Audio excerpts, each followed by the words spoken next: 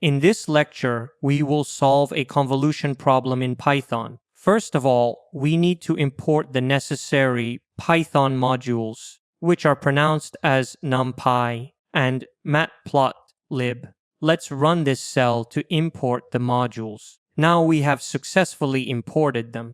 The next step is to generate the signals. You already know that for performing convolution, we need at least 2 signals. Here we are selecting the same signals that we studied in the previous lecture during the numerical example of convolution. So we are generating the same x1 and x2. You can see that x1 is defined as numpy.array with the values 1, 2, 2, 1, 1. These are the same 5 samples of x1 that we used before. The variable n1 represents the time points for this signal. At time 0, its magnitude is 1, and at time 1, its magnitude is 2. In this way, from 0 to 4, we have 5 time points corresponding to each magnitude value. Next, we are setting the figure size to 20 by 10 and using a dark background.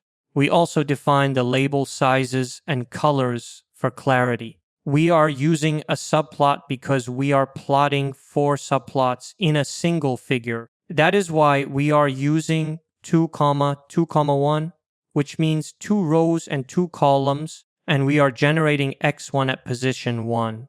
Since x1 is a discrete time signal, we are using plot.stem and plotting x1 against n1. The label is set to x1, the line width is 3, and the label size is 30. You are already familiar with these commands from previous lectures, especially those in section 2. In the same way, we generate and plot x2. For x2, we are defining only 3 samples, the same samples we used in our example, at time points 0, 1, and 2. Now, we plot x2 at position 2 of our subplot. So, at position 1 we have x1, and at position 2 we have x2. Again, we plot x1 at position 3 so that we can make a comparison. The fourth and most important step is flipping x2 in the same figure. For flipping, we use a simple command. The flipped version of x2 is stored in the variable f_x2. For horizontal flipping, we use a slicing operation written as :-1, which reverses the array. The variable n3 represents the time points for the flipped signal. After flipping, the time points become -2, -1, and 0. Now we plot the flipped x2 at position 4. When we run this cell, we get 4 plots in a single canvas. At position 1, there is x1. At position 2, there is x2. At position 3, x1 is plotted again. And at position 4, we have the flipped version of x2. We know that flipping is the first and most important step in convolution, and it is always done only once. In this example, x2 acts as the kernel, which is why we perform the flipping on x2. Now, let's look at the figure. We can see that x1 has 5 samples from 0 to 4, and x2 has 3 samples at 0, 1, and 2. This matches the numerical example we studied before. The flipped x2 shows that the samples which were at positive time points now appear at negative time points. So this confirms that x2 has been flipped correctly. The first step of convolution flipping is complete. The remaining 3 steps are shifting, multiplication, and summation. These steps are repeated during every iteration of the convolution process. In each iteration, we shift, multiply, and then add. We keep repeating these steps until the flipped x2 completely slides over x1, generating all product and sum sequences. Now, we are calculating the convolution in full mode. From the previous lecture, you know what full mode means. In full mode convolution, the length of the output sequence is calculated using the length of x1 and x2. If x1 is the first signal and x2 is the second signal or kernel, Then nx1 represents the length of x1 and nx2 represents the length of x2. The length of the output sequence, denoted as n is equal to nx1 plus nx2 minus 1. Let's print these values to verify them. You can see that the length of x1 is 5 and the length of x2 is 3. According to the formula, the length of the output sequence should be 7. We learned this equation in the previous lecture, where we discussed how to calculate the output sequence length in full mode convolution. However, we need 7 samples in the output sequence, but x1 has only 5 samples and x2 has only 3. So how can we get 7 samples in Python? The answer lies in zero padding. For full mode convolution, we need to expand x1 by performing zero padding. Zero padding is an important concept in signal processing. It means extending the signal by adding zeros either at the start, at the end, or on both sides.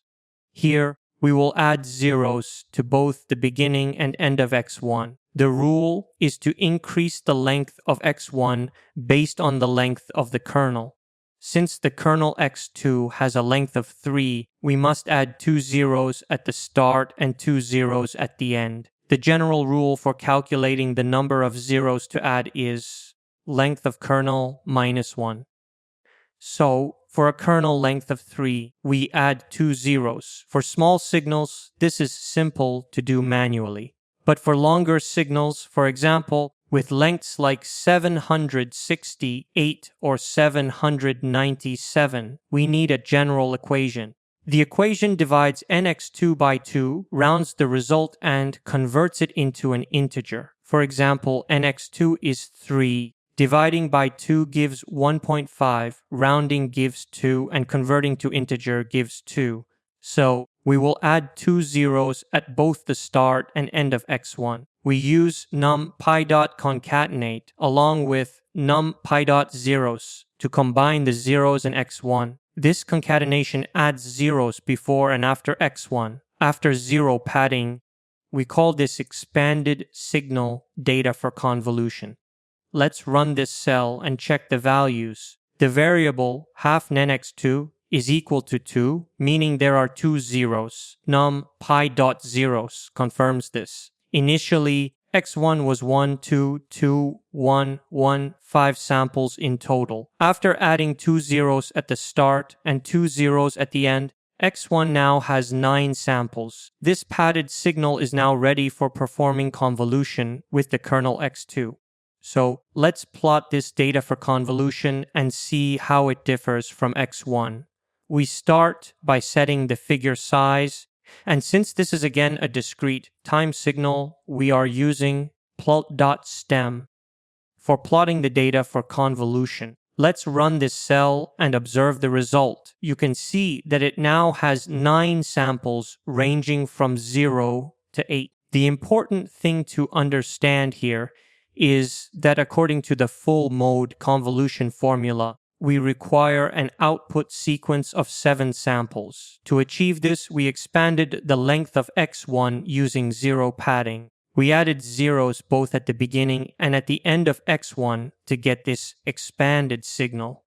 Now, why did we add exactly 2 zeros? These 2 zeros, added at both ends of the signal, are determined by the rule we always use for full mode convolution. The number of zeros to add is equal to the length of the kernel minus 1. You can see that the flipped signal has 3 samples. When we place this flipped signal over the padded x1, it will initially overlap only at 1 sample when aligned at time 0. That means at the start we get just one product term, just like in the numerical example we solved earlier. As we start shifting the flipped signal to the right, more samples overlap, first 2, then 3, and the process continues until the filter passes through all samples of x1. That's why we expanded x1 using zero padding, allowing the filter to move completely across the signal for full mode convolution. Zero padding is the only method to expand a signal for this purpose. This process prepares x1 as the data for convolution, ensuring that the output sequence has the correct number of samples. Now let's perform the convolution. In this step, we are using a for loop to perform convolution manually. Remember that the first step of convolution, which is flipping or folding, has already been done with x2, which acts as the kernel. Now, 3 steps remain: shifting, multiplication, and addition.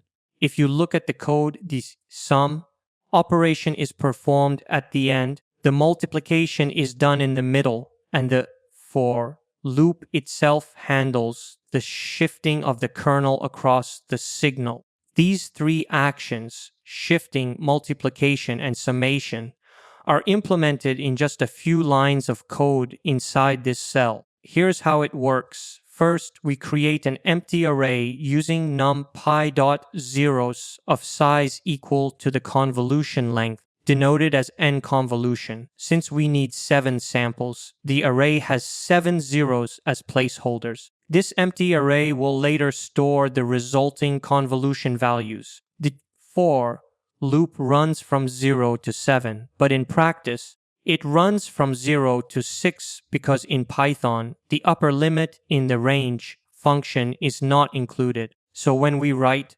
range of 7, it loops through 0 to 6 before generating the final convolution output. We initialize this array of zeros to store the results as we go through each iteration.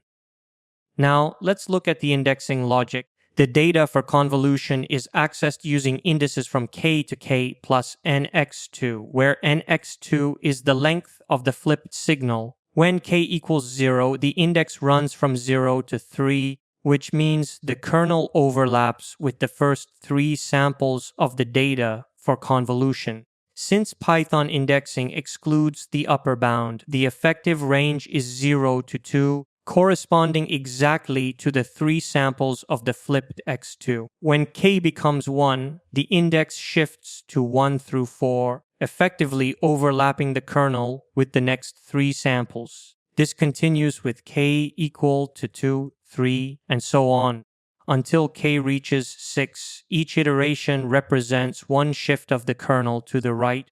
This shifting logic directly matches what we studied in the theoretical example, where k was used to represent the shift amount. To make the code more intuitive, we replace I with k in the loop variable, because k is the same notation we used in our theoretical explanation of convolution. When k is 0, there is no shift. When k is 1, the signal is shifted by 1 unit. When k is 6, it means the kernel has completely passed over the signal.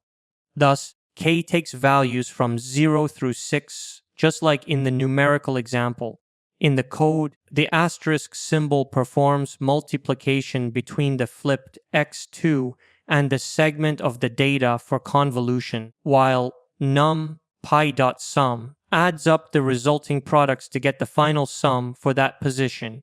So inside this loop, all 3 operations, shifting, multiplication, are executed, producing one output value per iteration. After running this cell, we can see that the resulting output sequence has 7 samples from index 0 to 6. If you compare this result with the y values obtained in the theoretical example, you will find they are exactly the same. When we plot the resultant convolution using plot.stem, we can visually confirm that the output sequence matches the expected result with 7 samples, exactly as derived in the numerical example. In this experiment, we generated x1, x2, and the flipped x2 in the first step. Then we performed convolution between the flipped x2 and the expanded x1. Because we are performing a full mode convolution,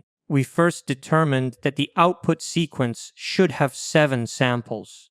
To achieve this, we expanded x1 by adding zeros at both ends, a process called zero padding. The number of zeros to add was calculated based on the length of the flipped kernel. After zero padding, we called the expanded signal data for convolution. The original x1 had 5 samples, but after adding 2 zeros at the beginning and 2 at the end, it now has 9 samples ranging from index 0 to 8. Next, we perform the convolution using a for loop, multiplying the flipped x2 with the data for convolution while shifting and summing at each step. The num pi.sum function was used to compute the sum of the product sequence for each iteration. The variable k represented the shift, starting from 0 and increasing to 6, which matches exactly the k values from our theoretical numerical example. At the start, when k is 0, there is no shift. When k equals 1, the kernel moves 1 unit to the right, and when k equals 6, it reaches the final position. At each step, the kernel overlaps with a different segment of the signal, multiplying, summing, and generating the corresponding output value. The index range for each iteration aligns with the samples of the flipped x2, running from k to k plus nx2. For instance, at k equals 0, the range is 0 to 2. At k equals 1, it is 1 to 3, and finally at k equals 6, it is 6 to 8, which are the last 3 samples of the data for convolution. In this way, we performed convolution using a for loop in Python, successfully obtaining the same output sequence as in our theoretical example. So to summarize, you must always know how many zeros to add for zero padding, what the range of k should be, and how to select the correct index range for data for convolution. As we can see, we have successfully calculated the output sequence for x1 and x2, and it perfectly matches the sequence obtained from our theoretical analysis.